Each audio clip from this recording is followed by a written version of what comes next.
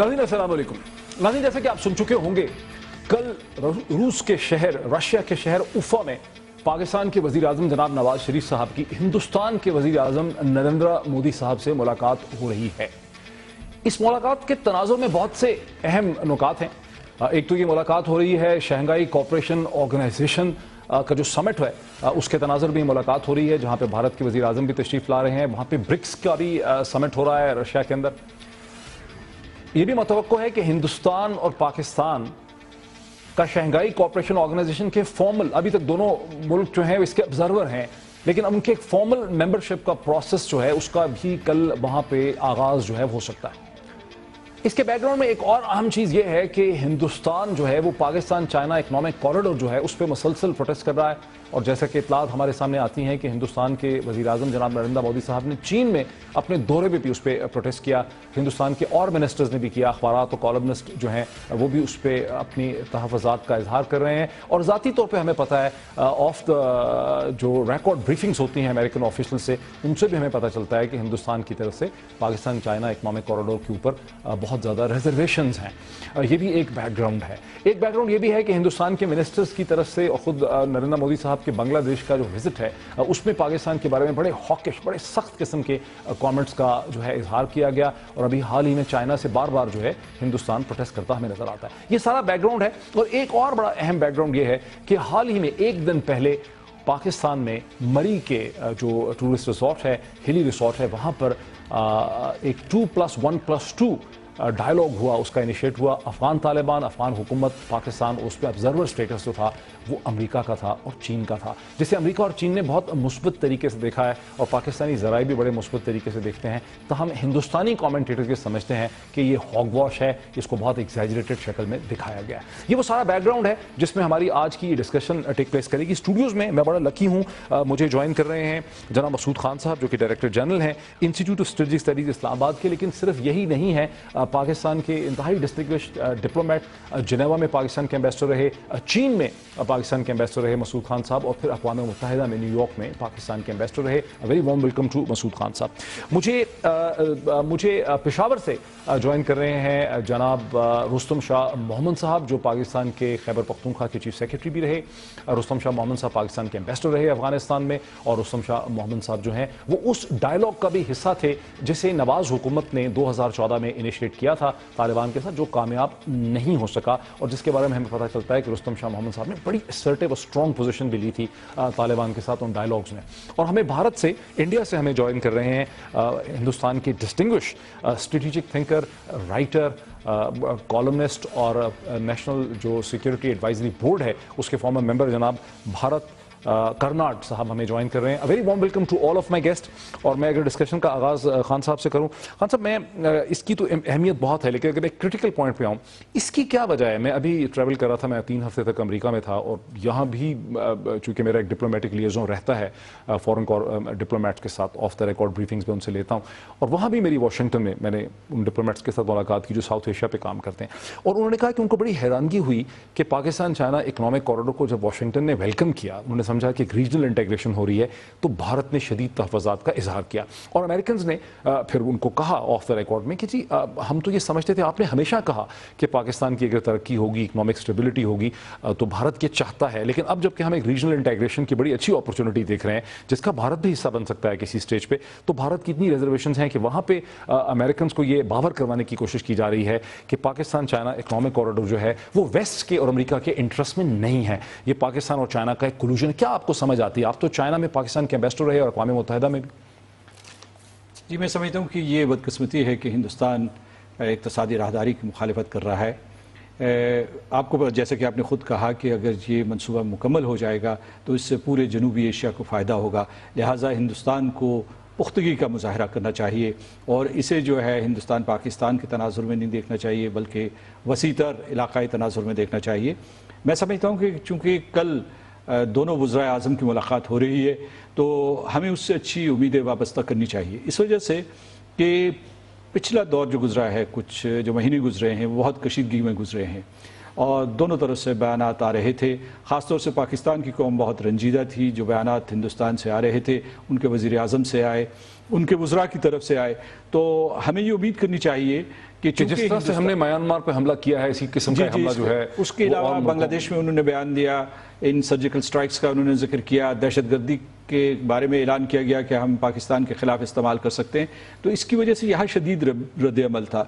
تو میں سمجھتا ہوں کہ دونوں چیزوں کے بعد، ان تمام بیانات کے بعد مودی صاحب نے ہی انیشیٹو لیا۔ پہلے انہوں نے 16 جون کو ہمارے وزیر اعظم سے ٹیلی فون پہ بات چیت کی، اور اب جو ہے ہمیں یہ معلوم ہوا ہے کہ انہوں نے ہی اس خواہش کا اظہار کیا تھا کہ ان کی وزیر اعظم سے ملاقات ہو۔ تو جب یہ ملاقات ہو تو ہماری یہ خواہش یہ ہے کہ یہ صرف رسمی ملاقات نہ ہو، اس میں سے کچھ نکلے، اس میں سے کچھ نکلے، اور کچھ ذرا مجھے اس میں بھارت کرنٹ صاحب کو لانے دیجئے۔ بھارت صاحب، سر میں بڑا شکر گزار ہوں کہ آپ نے ہمیں بڑے شارٹ نوٹس پہ جوائن کیا، اور میں آپ کی رائٹنگز کو بھی فالو کرتا ہوں۔ آپ کو شاید یاد ہو ایک دفعہ آپ سے میری ملاقات بھی ہوئی، دیویانی خبرگاردے کے ایشو پہ بات ہوئی، میں نے آپ کو فون بھی کیا تھا اور آپ سے میری ڈسکشن بھی ہوئی تھی۔ I take you as a strategic thinker from the Indian side.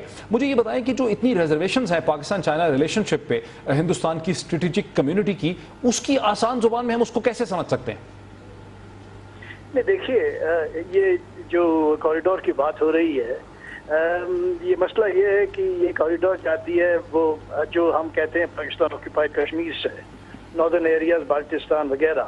آپ بھی مانتے ہیں کہ کشمیر ایک مدعا ہے جس پہ ریزولوشن ہوا نہیں ہے، تو ہم تو چاہتے ہیں کہ بھئی پاکستان کی ترقی ہو، اکنامک اینڈ ادروائز، پر یہ آپ کوریڈور وہاں سے نکال رہے ہیں۔ آپ کے مطابق پورا کشمیر تو ڈسپیوٹڈ ٹیریٹری ہے، تو اگر وہاں سے نکلے گا تو اس پہ مجھے لگتا ہے کچھ اعتراض ہیں نئی دلی پہ، یہاں پہ۔ Otherwise there is not a problem, ویسے کوئی خاص اور کوئی ویسے ایشو ہے ہی نہیں۔ اچھا نہیں ہے، اچھا یہ بڑا اچھا ہوا آپ نے یہ کلیئر کر دیا۔ ہم پھر آتے ہیں اس کی طرف، میں ذرا رستم شاہ محمد صاحب کو اس ڈسکشن میں لے کے آؤں۔ رستم شاہ محمد صاحب، آپ تو افغان جو معاملات ہیں اور افغان جو ڈائلاگ ہے، پروسیس، اس کو بہت ہی کلوزلی دیکھتے ہیں، خود اس پروسیس کا حصہ رہے ہیں۔ یہ جو 24 گھنٹے پہلے مری میں 2+1+2 یعنی جس میں امریکہ اور جس میں افغان ڈائلاگ ہوا ہے افغان حکومت اور طالبان کے درمیان، اور پھر اس کو جس میں امریکہ اور چائنا جو ہیں ابزرور ہیں جنہوں نے اس کو سراہا ہے، اس کو آپ کیسے دیکھتے ہیں؟ اس کے بارے میں نے پروین سوامی صاحب کا پیس دیکھا جو چھپا ہے آج صبح ہی، جس کو انہوں نے کہا کہ یہ پاکستان جو ہے ان کا بیسک لائن یہ ہے کہ اس کو بڑے ایگزیجریٹڈ طریقے سے دکھا رہا ہے، اس میں ہے کچھ نہیں۔ دیکھیے، 12 سال سے طالبان کا یہ کنسسٹنٹ سٹینڈ تھا کہ وہ کابل حکومت سے بات چیت نہیں کریں گے، کوئی باضابطہ بات چیت ان کے ساتھ نہیں ہوگی، کیونکہ ان کو ریزرویشن تھی کہ یہ ان کی لیگیلٹی، ان کی کانسٹیٹیوشنل سٹیٹس، کیونکہ وہ کہتے تھے کہ یہ حکومت اس وقت بنی ہے، یہ ادارے اس وقت بنے ہیں جب ملک جو ہے اس پہ قبضہ ہو چکا تھا۔ پہلی مرتبہ 12 سال کے بعد، 13 سال کے بعد طالبان نے اپنے موقف میں کچھ لچک دکھائی ہے، اور انہوں نے باضابطہ طور پہ مذاکرات کا آغاز کیا ہے۔ پاکستان ان کو سپانسر کر رہا ہے۔ میں سمجھتا ہوں کہ یہ ایک بڑا بریک تھرو ہے، چاہے آپ کسی بھی اینگل سے اس کو دیکھیں، یہ ایک سٹیپ فارورڈ ہے، بڑا سگنیفیکنٹ سٹیپ فارورڈ ہے، اور اس سے رستے نکل سکتے ہیں۔ جو پروین سوامی صاحب نے ایک بڑا کنونسنگ پیس لکھا ہے، آج صبح ہی وہ چھپا ہے، جس میں وہ کہتے ہیں کہ یہ ایک صرف فیکشن ہے افغان طالبان کا جو مذاکرات میں شامل ہے، اور افغان جو ان کا دوحہ کی جو ان کی لیڈرشپ ہے، اس نے اپنے آپ کو اس سے الگ تھلگ رکھا ہے، کیونکہ وہ یہ سمجھتے ہیں کہ ہم بیٹل گراؤنڈ پہ کامیاب ہو رہے ہیں، اور یہ محض ایک فیکشن ہے جس کو پاکستانی اسٹیبلشمنٹ زیادہ پروجیکٹ کر رہی ہے۔ دیکھیے، طالبان کا جو سٹیٹمنٹ آیا ہے کل، جو آج کے اخبارات میں بھی چھپا ہے، ذبیح اللہ مجاہد جو ان کے سرکاری ترجمان ہیں، انہوں نے واضح طور پہ کہا ہے کہ ہم اس پروسیس کو سپورٹ کرتے ہیں۔ یہ مری کا انہوں نے نام نہیں لیا، لیکن انہوں نے یہ کہا ہے کہ ہماری موومنٹ، ہماری تحریک ان کوششوں کو سپورٹ کرتی ہے، ہم انٹریکشن کو سپورٹ کرتے ہیں، اور اس پروسیس کا ہم حصہ ہیں، جس کا مقصد یہ ہے کہ اب جو مری میں بات چیت ہوئی ہے طالبان کی شورا کی، ان کو حمایت حاصل ہے۔ اب آگے کن ٹرمز پہ یہ حمایت جاری رہے گی، کبھی یہ حمایت ختم ہو جائے گی، کیونکہ یہ بات صحیح ہے کہ اس پروسیس میں قطر گروپ جو کہ آفیشلی ریکگنائزڈ اور ڈیزگنیٹڈ گروپ ہے بات چیت کے لیے، اس کا کوئی نمائندہ اس بات چیت میں شامل نہیں تھا، لیکن عباس درانی وغیرہ اس میں شامل تھے، جن کو وہ انڈورس کر رہے ہیں۔ اگر آگے جا کے ڈیٹیلز کی طرف اگر جانے لگیں اور پھر ان کی کوئی ریزرویشن سامنے آئیں اور پھر اپنا انڈورسمنٹ یا سپورٹ وڈرا کر لیں، وہ دوسری بات ہے، لیکن اس وقت تک طالبان اس پروسیس کو سپورٹ کر رہے ہیں۔ जी नाज़रीन, इस मौके पे एक ब्रेक लेते हैं। ब्रेक के बाद जब हम वापस आते हैं तो एक इंपॉर्टेंट, फिर हम वापस आते हैं शंघाई कोऑपरेशन ऑर्गेनाइजेशन में, जहां मतवक्को है कि हिंदुस्तान और पाकिस्तान दोनों ही इसके फॉर्मल फुल स्टेटस मेंबरशिप का प्रोसेस जो है वो कल शुरू होगा। पाकिस्तान और हिंदुस्तान के दरमियान बहुत सी तलखियां भी हैं, बहुत सी टेंशन्स भी हैं, और ये जो अफगान प्रोसेस हुआ है डायलॉग का मरी में, क्या ये वज़ीर आज़म नवाज शरीफ के हाथ को स्ट्रेंथन करता है इंडिया से और नरेंद्र मोदी से बात करते हुए? यहां से बात का आगाज करते हैं आफ्टर द ब्रेक।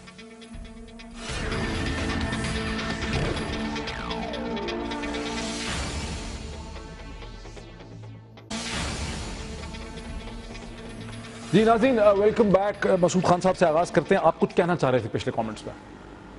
मैंने दो नुकात आपके सामने पेश करने हैं। पहला ये है कि ये जो इक़्तिसादी राहदारी के हवाले से आपने गुफ्तगू की, उस सिलसिले में ये कहूँगा कि ये शाहराह काराकोरम वो 70 की दिहाई में बन चुकी थी। बिल्कुल, उस पर हिंदुस्तान ने इतनी शद्दोबद से एहतजाज नहीं किया। हाँ, और ये चलती रही है ये शाहराह बड़े अरसे से। उसके बाद इसी शाहराह के ज़रिए पाकिस्तान और चीन के माशी ताल्लुकात फल फूल रहे हैं, उन्हें कोई एतराज़ नहीं था, राहदारी के ऊपर एतराज़ हुआ। तो मैं समझता हूँ कि इसको एक किस्म का कानूनी जवाज़ बना के वो राहदारी की मुखालिफत अगर कम करें या ख़त्म करें तो वो खित्ते के लिए बहुत अच्छा। ये बड़ा इंटरेस्टिंग पॉइंट है, इसका ज़रा रिस्पॉन्स ले लेते हैं भरत कर्नाट साहब से। जी, जो मसूद खान साहब कह रहे हैं, how do you respond to that? देखिए, जो एक तो है भाई, ये कॉरिडोर जो जाएगी, ये तो आप जैसे कह रहे नॉर्दर्न एरिया से वहां से गुजर के जाएगी। वो तो हमेशा से जारी थी ना सर, हमेशा से वहीं से जारी थी। 70 से 40-45 बरस हो गए। हाँ, वो तो बात ठीक है, पर जब पूरा अर्शवाइल जो प्रिंसली किंगडम था जम्मू एंड कश्मीर का, अगर डिस्प्यूट में है, तो अगर कोई कहे ना कहे, हमारी सरकार कभी मुझे लगता नहीं है कि कभी एक्नॉलेज किया है कि भाई ये बट सर, लेकिन कभी प्रोटेस्ट भी तो इतना शदीद नहीं किया ना सर। 50 बरस से एक चीज अपनी जगह पे है, काराकोरम हाईवे KKH, लेकिन अब इतना शदीद प्रोटेस्ट करना कि चाइना से प्रोटेस्ट करना, नरेंद्र मोदी साहब का इसको उठाना। देखिए, नहीं, चाइना की कुछ और बात है। 1963 में जैसे आपके फील्ड मार्शल अयूब खान ने वो शख्सगाम वैली वगैरह दी थी, वो तो उनके आपके एग्रीमेंट पे लिखा है, pending the final settlement of Kashmir, यानी कि वो शख्सगाम वैली वगैरह उसका भी फाइनल टाइटल वहाँ तो हुआ नहीं है ना, वो भी it's up in the air. अगर आप यहाँ पे सहमति हो जाती है इंडिया और पाकिस्तान के बीच में कि भाई जो लाइन ऑफ कंट्रोल है उसे ही इंटरनेशनल बॉर्डर बना दें, फिर कोई बात रहेगी नहीं। मसूद खान साहब इसमें आना चाह रहे हैं, बीइंग दी एविड डिप्लोमेट। जी देखिए जी, दो चीज़ें मैं कहना चाहता हूँ। एक तो ये है कि हमें इस बात पे शदीद हैरत है कि हिंदुस्तान हमेशा कहता रहता है कि हमारे तनाज़ात जो भी हैं वो हमें दो तरफा मुज़ाकरात के ज़रिए करना चाहिए, लेकिन अभी जो है वो कभी चीन से शिकायत कर रहे हैं, कभी अमेरिका से शिकायत कर रहे हैं, अमेरिका से शिकायत की। दूसरी ये है कि राहदारी बनने से जम्मू और कश्मीर की जो मुतनाज़ हैसियत है वो तब्दील नहीं होती। अगर पहले एक सड़क थी तो अब दो सड़क आ जाएंगी, वहाँ ये चौड़ी हो जाएगी, चौड़ी हो जाएगी। लेकिन जो हमने रायशुमारी करवानी है, ये अहले जम्मू और कश्मीर से पूछना है कि आप क्या चाहते हैं, आप हिंदुस्तान में शामिल होना चाहते हैं या पाकिस्तान में शामिल होना चाहते हैं। अक़वाम मुत्तहिदा ये फैसला करवाएगी या हिंदुस्तान और पाकिस्तान खुद मुज़ाकरात के ज़रिए करवाएंगे, उससे तो उसके ऊपर कोई ज़मीनी हक़ाइक़ फर्क नहीं पड़ता। मैं रुस्तम शाह मोहम्मद साहब जी, आपका क्या व्यू है? आपने सुना, भारत कर्नाट को भी सुना, आप मसूद खान साहब को भी सुन रहे, आपको क्या समझ आती है ये इंडिया पाकिस्तान की जो टेंशन है, पाकिस्तान चाइना इकोनॉमिक कॉरिडोर? देखिए, मैं समझता हूँ कि एतराज़ उन्होंने करना था क्योंकि वो इसको डिस्प्यूटेड एरिया समझते हैं, एतराज़ उन्होंने उठाया है, लेकिन मैं नहीं समझता कि इसको वो इतना मसला बनाएंगे। मैं समझता हूँ कि 2-3-4 महीनों के बाद ये एक नॉन इशू बन जाएगा। शुरू में उन्होंने मसला उठाया क्योंकि इसकी माहियत को देखते हुए, इसके इम्पोर्टेंस को, सारी रीजन पे इसके इम्पैक्ट को देखते हुए तो उन्होंने मसला उठाया, लेकिन वो इसको आगे नहीं ले जाएंगे। मैं समझता हूँ इतने आगे दूसरे मसाइल हैं पाकिस्तान हिंदुस्तान के दरमियान कि अगर उन्हीं पे फोकस किया जाए तो वो काफ़ी होगा। जी भारत कर्नाट साहब, जो अमेरिकन ऑफिशियल्स का प्राइवेट व्यू है कि भारत ने वाशिंगटन में बहुत इस पे प्रोटेस्ट किया है, वो कहते हैं कि ये वेस्टर्न इंटरेस्ट के और अमेरिका के इंटरेस्ट के खिलाफ है ये कॉरिडोर, वहाँ कश्मीर का जिक्र नहीं है, उस पर क्या आपका कॉमेंट है? नहीं, देखिए, आप जो कह रहे हैं, जो वाशिंगटन में जो कुछ हो रहा है या जो कुछ लोग बोल रहे हैं, उससे मुझे नहीं लगता कि कोई वैसे it has any great impact. यानी कि مجھے یہ نہیں پتا کہ بھئی وہاں ہمارے لوگ کیا کہہ رہے ہیں امریکنوں کو یا وہ ہمیں کیا کہہ رہے ہیں، پر یہ بات ٹھیک ہے کہ جیسے ہمارے انٹرسٹ امریکہ کے ساتھ ابھی کافی کنورج ہو رہے ہیں ویز وی چائنا، اس کا مطلب یہ نہیں ہے کہ یہ corridor we are against it, وہ تو نہیں ہے، پر جو لیگل پوائنٹ آ جاتا اس پہ تو ہم اڑے ہیں نا، اور اگر وہ ریزالو نہیں ہوتا اور اگر ہمیں کوئی لیوریج نہیں ہے انڈیا کی، تو لیوریج تو وہی ہے کہ ڈسپیوٹڈ ٹیریٹری ہے. یعنی آپ یہ کہہ رہے ہیں سر، آپ یہ کہہ رہے ہیں کہ اگر چائنیز گوادر پورٹ کو فردر ڈیولپ کرتے ہیں، پاکستان اور چائنا کے درمیان ایک ٹریڈ ڈیولپ ہوتا ہے جو مڈل ایسٹرن کوریڈور کو جوڑ دیتا ہے، جس میں اسٹریٹ آف ملاکا کی امپورٹنس ریڈیوس ہو جاتی ہے اگلے 10-15 برس میں، تو اس پہ ہندوستان کی اسٹریٹجک کمیونٹی کی کوئی کنسرن نہیں؟ دیکھیے کنسرن تو یہ ہے نا، ایک تو بات ہے کہ بھئی چائنا اگر انڈین اوشن میں آ گیا، یہ تو ہمارے لیے تو سیکیورٹی کنسرن تو ہوگا ہی، پر ہم بھی یہ چابہار پورٹ ڈیولپ کر رہے ہیں ایران میں، وہاں سے ہم اپنا کنیکٹیویٹی وہاں سے لگائیں گے، نارتھ ساؤتھ گریڈ بنا رہے ہیں ہم لوگ، ریلویز روڈز وغیرہ، جو جا کے زرانج دیلارام وہ ہائی وے جو انڈیا نے بنایا ہے وہاں سے connect up to the central Asian republics, تو یہ سب ہو رہا ہے. یعنی کہ دیکھیے آپ کی جو کوریڈور بن رہی ہے وہ تو اچھی بات ہے، پر جو ہمیں transit rights we would have like to have had through Pakistan, Afghanistan, central Asia میں، ہاں وہ تو ابھی ہم بائی پاس کر رہے ہیں نا، کیونکہ چابہار تو ابھی ہمیں اوپن ہو گیا ہے. ٹھیک ہے، اچھا ذرا رکیے، مسعود خان صاحب اس میں آنا چاہ رہے ہیں. جی خان صاحب. ہندوستان جائے، شوق سے چابہار بنائے، اسے مکمل کرے، کوئی اعتراض نہیں، وہاں سے ایک اقتصادی راہداری شروع کریں.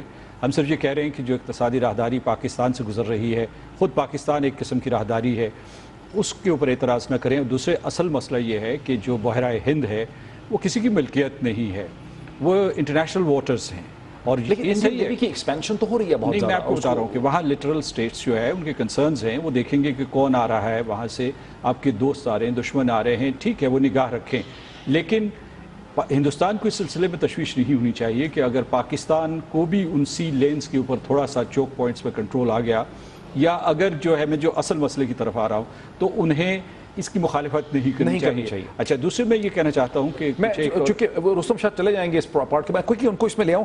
رستم شاہ، محمد صاحب جو ایک کویسچن رہ گیا کہ کیا پرائم منسٹر نواز شریف کے ہاتھ اس افغان ڈائیلاگ نے مضبوط کیے ہیں کل نریندر مودی صاحب سے ملاقات کے درمیان؟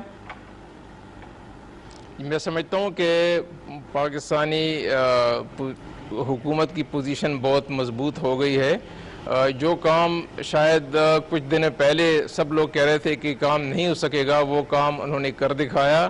ایک بڑا بریک تھرو ہے، ایک سبسٹینٹیو بریک تھرو ہے، اب اس کو بلڈ اپ کرنا ہے، اور میں سمجھتا ہوں کہ ایونچولی ہندوستان کو بھی اس پروسیس میں شریک کیا جائے گا، کیونکہ وہ پانچواں چوتھا بڑا ڈونر ہے افغانستان کی ریہیبلیٹیشن اور ریکنسٹرکشن میں، اور پاکستان اور ہندوستان اگر مل کے کچھ پروجیکٹس افغانستان میں چلائیں تو یہ ایک کامن گراؤنڈ بن سکتا ہے اور دونوں ملکوں کی ریکنسیلیشن کی طرف ایک قدم آگے بڑھ سکتے ہیں. میں سمجھتا ہوں کہ وقت آ گیا ہے کہ پاکستان اور ہندوستان ایک دوسرے کو افغانستان میں اپنے اپنے رول کے بارے میں اعتماد میں لے لیں. رستم شاہ محمد صاحب بہت شکریہ. یہاں پہ ناظرین ہم ایک بریک لیتے ہیں، اور رستم شاہ محمد صاحب ہمارے ساتھ نہیں ہے. اگلے پارٹ میں ہم اس ڈسکشن کو SCO کے حوالے سے جو کامنٹس انہوں نے کیے کہ بھارت کا بھی کیا رول ممکنہ ہو سکتا ہے، اس پہ بات کرتے ہیں آفٹر دا بریک.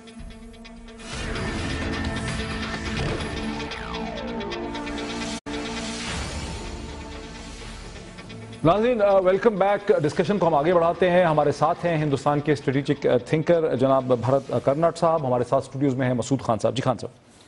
جی میں ایک نقطہ افغانستان کے حوالے سے بیان کرنا چاہتا تھا، وہ یہ ہے کہ جس وفد نے یہاں شرکت کی ہے، طالبان کی جس وفد نے شرکت کی ہے، یہ واضح الفاظ میں کہنا چاہیے کہ وہ بااختیار وفد تھا.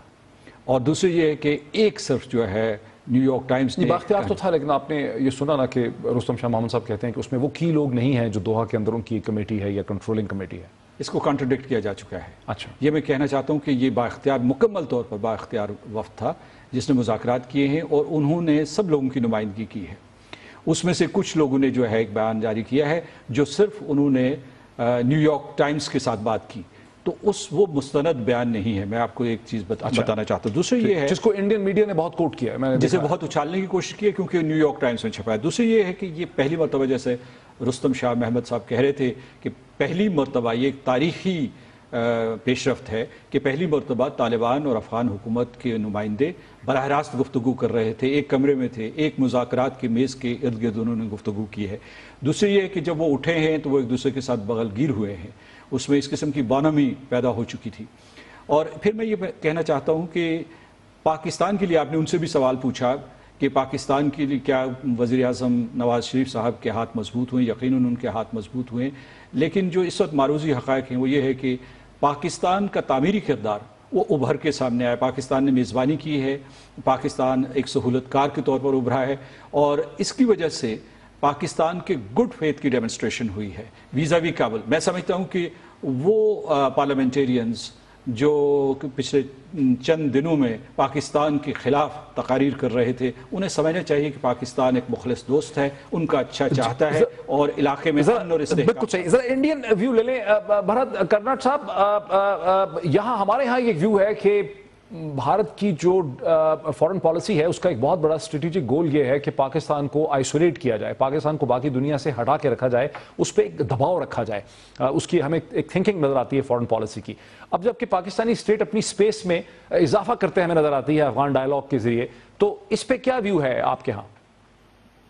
دیکھیے, یہ مجھے نہیں پتا جو آپ کہہ رہے ہیں کہ پاکستان کو آئسولیٹ کیا جا رہا ہے, یہ مجھے نہیں لگتا کہ یہ ہماری سرکار کی یہ کوئی آبجیکٹو ہے.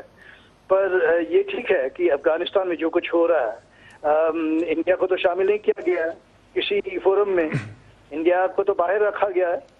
تو ہمارے بھی وہاں ویسٹڈ انٹرسٹ ہیں, ہمارے تعلقات بہت اچھے ہیں. وہ ناردرن الائنس کی کرنل جو عبدالدوستم اور ان کے جو تاجک فیکشن کے ہمارے بھی کنیکشنز ہیں, اور کئی طالبان گروپس کے ساتھ. تو ہمارے بھی ویسٹڈ انٹرسٹ ہیں اور اس کو نظر انداز کیا جا رہا ہے. تو پھر ہم کیا کریں, آپ بتائیے. جیسے آپ پہلے کہہ رہے تھے کہ یہ تو بہتر ہوگا کہ اگر ہندوستان اور پاکستان دونوں مل کے افغانستان میں ان کی جو پرابلمز ہیں ان کو ڈیولپمنٹ وغیرہ اس پہ ہم جو دونوں مل کے کام کریں, ٹھیک, اس سے بہتر کیا ہو سکتا ہے. مسعود خان صاحب ہمارے مسئلے یہاں پہ ٹھیک ہے, آپ کا پوائنٹ آیا. جی مسعود خان صاحب, وہ کہتے ہیں ہماری ریزرویشن. جی مجھے بھرت کرناٹ صاحب کے تجزیہ سن کے ذرا خوشی ہوئی ہے کیونکہ وہ مثبت انداز سے سوچتے ہیں. لیکن آخر میں جو بات کہی ہے اس کے بارے میں یہ کہنا چاہتا ہوں کہ ہندوستان کو ہمارے مشورہ یہ ہے کہ وہ تھوڑا صبر کر لے. جو افغانستان کے ارد گرد جو ہمسائے ہیں وہ اپنے معاملات طے کر لیں, اور اس مسئلے کو حل کرنے کے لیے امن اور مصالحت کے اس عمل کو تھوڑا سا آگے بڑھا دیں.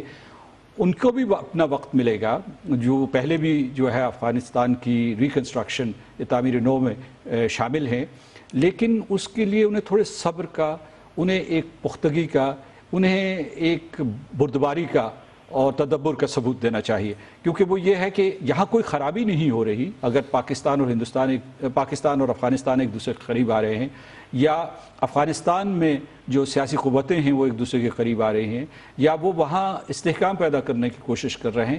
تو اس میں ہندوستان کا تو کوئی نقصان نہیں ہے. ان کو یہ حالات پیدا ہوتے اگر نظر آ رہے ہیں تو وہ اس کا جائزہ لے, اور ان کے مفادات اس پروسیس میں میں نہیں سمجھتا کسی طریقے سے بھی ہرٹ ہو رہے ہیں. جی کرناٹ صاحب. دیکھیے, ہم مانتے ہیں کہ ابھی تک تو ہم نے کچھ ٹانگ توڑایا نہیں ہے, ہم تو مارجنس پہ کھڑے ہیں, دیکھ رہے ہیں کیا ہو رہا ہے. ہاں یہ بات ٹھیک ہے کہ ہم اپنے یہ لوگ جو ہمارے ہیں دوست ہیں افغانستان میں, ان کے ساتھ ہمارے بات چیت ہو رہی ہے, پر یہ مین سٹریم اس میں تو نہیں ہے. وہ ہماری سائڈ میں بات چیت تو ہو رہی ہے ان سے. اب ہم دیکھ رہے ہیں کیا ہو رہا ہے, کیا ہونے والا ہے افغانستان میں, پاکستان کیا کرے گا. بٹ کرن صاحب, پاکستان میں ایک تھوڑی سی تشویش یہ بھی ہوتی ہے کہ بھارت کا جو اتنا ایگزیجریٹڈ بڑا ہوا انٹرسٹ ہے افغانستان میں, جبکہ آپ کے ظاہر ہے بارڈرز نہیں ملتے, مشترکہ بارڈرز نہیں ہیں. پاکستان اور افغانستان تو ایک ہی ریجنل اینٹی کا حصہ ہے. اگر تاریخ پہ نظر دڑائیں تو کبھی بارڈرز ڈیفائن ہی نہیں تھے. تو ظاہر ہے کہ پاکستان تو افغانستان کی انٹرنل پالیٹکس میں, وہاں کی اسٹیبلٹی میں اس کا بڑا انٹرسٹ بنتا ہے, بیکاز اگر افغانستان اسٹیبل نہیں ہوتا تو ہمارا بارڈر لینڈ جو ہے وہ اٹک تک اسٹیبل نہیں ہوتا. ہندوستان کا جو اتنا ڈیپ انٹرسٹ ہے, اسٹریٹجک انٹرسٹ ہے افغانستان میں, وہ بھی تو پاکستان میں لوگوں کو خوفزدہ کرتا ہے. نہیں بالکل، پر دیکھیے ہماری ہسٹری دیکھیے، تاریخ دیکھیے، 1947 سے ہمارے جو کابل کے ساتھ ظاہر شاہ کے زمانے میں، تب سے پھر حامد کرزائی صاحب کے سرکار میں وغیرہ، ان کے ساتھ بہت اچھے تعلقات تھے ہمارے، بہت ہم نے ڈیولپمنٹ مدد کی، ہمارا رول وہاں پہ لوگ اکنالج کرتے ہیں وغیرہ. تو اسے اگر آپ کہتے ہیں کہ بھئی آپ اگر الگ ہو جاؤ اس سے، کیونکہ جیوگرافک یہ پروکسیمیٹی ہے نہیں، وہ انٹرفیس نہیں ہے، پھر مشکل ہو جاتی ہے نا.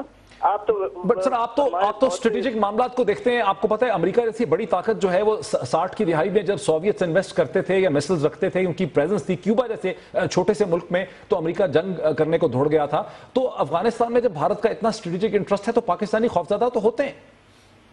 نہیں تو وہ ٹھیک ہے، یہ تو میں نہیں کہہ رہا کہ بھئی وہاں تھوڑا بہت آپ کو وہاں دقت ہوتی ہوگی کہ بھئی یہ کیا کر رہے ہیں یہ لوگ، وہاں پہ جا کے ہمارے معاملات میں کوئی دخل اندازی کر رہے ہیں یا کچھ کر رہے ہیں، یہ ہو سکتا ہے. پر ہم کہہ رہے ہیں کہ بھی ہماری انٹرسٹ بھی وہاں پہ ہے. اب سوچنا ہے کہ بھی ہم اپنے دونوں انٹرسٹ، آپ کے بھی اور ہندوستان کے بھی انٹرسٹ کیسے ریکنسائل کیسے کریں. جی خان صاحب، مسعود خان صاحب. جی میں یہ کہنا چاہتا ہوں کہ بھرت کرناٹ صاحب جو ہیں وہ حکومت کے نمائندے نہیں، ہندوستانی حکومت کے نمائندے نہیں. نہ میں اس وقت حکومت کا نمائندہ ہوں، اس حیثیت میں بول رہا ہوں. لیکن آپ تو اس کوریڈورز میں بہت رہے ہیں 40 برس تک. ایک چیز میں آپ کو کہنا تو انٹرنل تھنکنگ کا بہت پتہ ہے. وہ یہ کہہ رہے ہیں، وہ ایک اور ورژن دے رہے ہیں. میں نے اس لیے تخصیص کی، یہ اس ڈفرینشیشن کی، کیونکہ وہ جو باتیں کہہ رہے ہیں وہ بڑی حد تک درست ہیں. لیکن ہندوستان کی کابینہ کے وزراء نے اور بہت اعلیٰ سطح کے افسران نے یہ کہا ہے کہ وہ بلوچستان میں مداخلت کر رہے ہیں اور وہ پاکستان کی مختلف شہروں میں مداخلت کر رہے ہیں اور اس طریقے سے پاکستان کو وہ کمزور کرنے کی کوششیں کریں گے. اور اس کے لیے افغانستان کی سرزمین استعمال ہوتی رہی ہے. اس کے ہمارے پاس شواہد بھی موجود ہیں، اس کا ہم نے اعلان بھی کر دیا. یہ نہیں کہ ہم نے اس بات کو خفیہ رکھا ہے. ہماری حکومت نے، لیکن اس پہ ہم نے بہت بلڈ اپون نہیں کیا. شاید ہم اس کو نہیں اٹھانا چاہتے تھے. نہیں ہم اٹھا چکے ہیں. اصل میں اب جب بھی کبھی مذاکرات ہوں گے تو اگر ان کی طرف سے دہشت گردی کی بات ہوگی تو ہماری طرف سے بھی ان تمام امور کے اوپر گفتگو ہوگی. کیونکہ آپ کو پتہ ہے کہ یہاں پاکستان میں کس طریقے سے رائے عامہ بھر گئی تھی اور انہوں نے یہ کہا کہ جناب یہ تمام معاملات آپ اقوام متحدہ میں لے جاؤ. ابھی اس وقت المیہ یہ ہے کہ پہلے ہندوستان چاہتا تھا کہ کسی طریقے سے آپ کشمیر کے مسئلے کو یا بھارت اور پاکستان کے مسائل کو بین الاقوامی سطح پہ یا بین الاقوامی فورمز پہ نہ اٹھائے. اب ہندوستان سلامتی کونسل میں جا رہا ہے، چین کے پاس جا رہا ہے، روس کے پاس جا رہا ہے اور اس کے بعد امریکہ کے ساتھ ہمیشہ سے جاتا رہا ہے. تو اگر فرض کیجئے کہ اب اگر یہ کشاکش جاری رہی اور وہ اسے انٹرنیشنلائز کرتا رہا تو پاکستان بھی انٹرنیشنلائز کرے گا.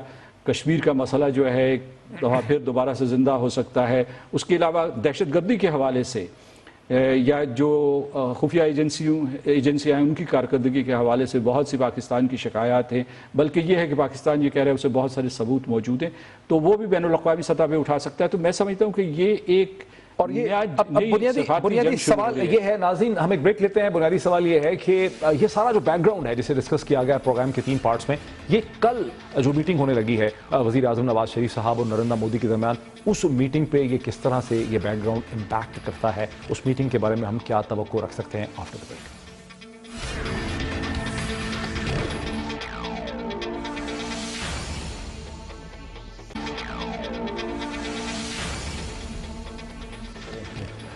ناظرین ویلکم بیک. میرے ساتھ ہیں ہندوستان سے بھرت کرناٹ صاحب، میرے ساتھ اسٹوڈیو میں تشریف رکھتے ہیں جناب مسعود خان صاحب. ہم بات کر رہے ہیں شنگھائی کوآپریشن آرگنائزیشن میں کے تناظر میں جو کل پرائم منسٹر نواز شریف کی اور نریندر مودی صاحب کی میٹنگ ہے، اس سے ہم کیا متوقع رکھ سکتے ہیں. بیک گراؤنڈ بھی ہم نے ڈسکس کیا. ایک ویڈیو میں یہاں دکھانا چاہتا ہوں. بھرت کرناٹ صاحب آپ بھی اس کو سن رہے ہوں گے. یہ برکھا دت کا انٹرویو ہے جو راک کے فارمر چیف AS دولت کے ساتھ انہوں نے کیا کچھ عرصہ پہلے. یہ کلپ سنیے جیسے اس میں کیسے انسرجنٹس کے ساتھ خود انڈین انٹیلیجنس کے لنکس کا یا پولیٹیکل پارٹیز کا اور فنڈنگ کا ذکر ہوتا ہے. اس کو ذرا سن لیتے ہیں، پھر میرے ذہن میں کچھ سوالات ہیں آفٹر دس کلپ. مفتی صاحب has had a long association with the Jamaat and with Gilani Sahab. I think we are forgetting that there was a time when the Congress was funding the Jamaat for elections also. One of the people we spent the maximum amount of time with was Shabir Shah. He was a favorite of Delhi's, that was well known, and I met Shabir in jail many times. And there was a time when, you know, Yasin had a heart problem, and he was admitted in AIIMS, so he had great faith in Dr. Upinder Kaul, you know, who performed the surgery, because he had I think he needed a valve replacement in the heart or something. So all these things did happen. I wouldn't like to think that everyone was an agent as such. It's not that everybody was being paid off or everybody was being bribed. That's not correct. And I can tell you there were some people who never accepted money. कितनी interesting statement है नाज़रीन, concluding कि it is not that everybody was being paid. ये है कि हर एक को तो पैसे नहीं दिए जा रहे थे, हर एक एजेंट नहीं था। इसका मतलब बहुत से लोग एजेंट थे कश्मीर के अंदर, हिंदुस्तानी एस्टैब्लिशमेंट के और इंटेलिजेंस एजेंसीज के। भरत कर्नट साहब, ये तो स्ट्रेटेजिक कम्युनिटी में होता है कि लोगों को पैसे भी दिए जाते हैं, लोग एजेंट भी होते हैं, फंडिंग भी की जाती है। जब पाकिस्तान की तरफ इस किस्म के इल्जाम लगते हैं तो वो इतने बड़े क्यों हो जाते हैं, और भारत के अंदर जब इस किस्म की चीज़ें सामने आती हैं तो वो इतनी छोटी क्यों लगती हैं? देखिए, देयर इज अ डिफरेंस। अगर ये दुलत साहब कह रहे हैं कि भाई इन्होंने हमारे जम्मू कश्मीर में इन्होंने इनको और कई ग्रुप्स को पैसे दिए हैं और फिनांस करते रहे हैं, तो वो ठीक है, क्योंकि वो हमारे इलाके के अंदर है। अब प्रॉब्लम ये है कि आप अगर बाहर से कुछ हो रहा है, यहाँ वहाँ से आप सेपरेटिस्ट, यहाँ जो हम सेपरेटिस्ट कहते हैं, इन लोगों से आपकी मुलाकात हो रही है और वहाँ से आप फंड करते हैं, तो वो तो यही बात होगी ना। अगर हम जाके बाल्टिस्तान में जाके या कहीं और जाके या वहाँ गड़बड़ करना शुरू कर दें या वहाँ फिनेंसिंग ऐसे सब चीज़ें शुरू कर दें, तो यही होता है। ये भरत साहब, अगर आईएसआई का चीफ जो है वो टीटीपी के लोगों से मुलाकात करे, वो बात न्यूयॉर्क टाइम में रिपोर्ट हो जाए, तो कैसा लगेगा? नहीं, देखिए, आप हाइपोथेटिकल में मत जाइएगा। द पॉइंट इज, ये तो कोई नई चीज तो है नहीं। चले, मैं हाइपोथेटिकल में नहीं जाता। जब पाकिस्तान का एम्बेसडर जो है वहां पे दिल्ली में मुलाकात करता है हुर्रियत के लीडर्स के साथ, तो सेक्रेटरी की ताल्लुकात जो होती हैं, फॉरेन सेक्रेटरी मीटिंग, उसको आप कैंसिल कर देते हैं।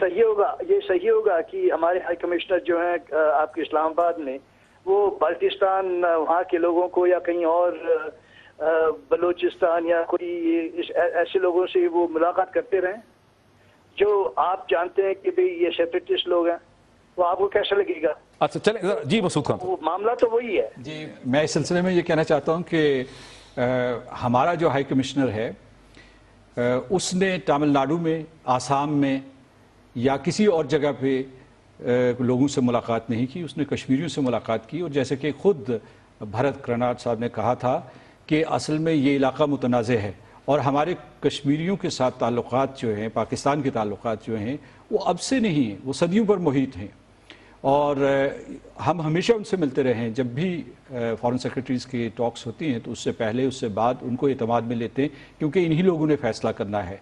लेकिन मैं ये समझता हूँ कि बात ये नहीं है, सिर्फ इस हद तक महदूद नहीं है। जो बयानात वहाँ से भारत की तरफ से आए हैं, एक दुलत साहब का बयान है और उसमें वाज़े इशारे किए गए हैं। उन्होंने इस हद तक कहा है कि हाँ, होती है मुदाखलत दूसरे ममालिक में और ये तमाम खुफिया एजेंसीज करती हैं, इसमें कौन सी अचंभे की बात है, इसमें कौन सी इतनी बड़ी एहतजाज की बात है।